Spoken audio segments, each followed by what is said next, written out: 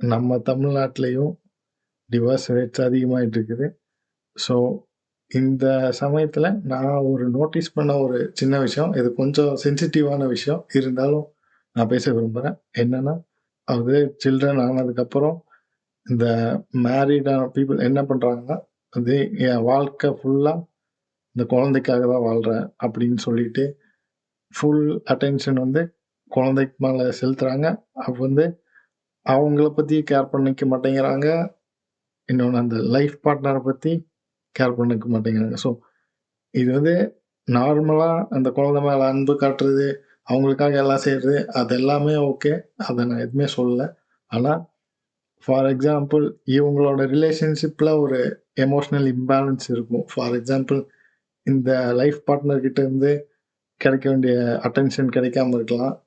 இல்லன்னா அவங்களுக்குள்ள கருத்து வேறுபாடுகள் எது வேணாலும் இருக்கலாம். ஸோ, இந்த சமயத்துல அவங்க வந்து அந்த சைல்ட வந்து எமோஷனல் சப்போர்ட்டா யூஸ் பண்ணிக்கிறாங்க.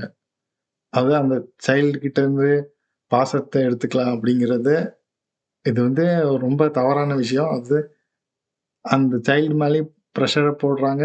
இன்னொன்னு அந்த பார்ட்னர் வந்து நெக்லெக்ட் பண்றாங்க. அது ஒதுக்கப்படுகிறார்.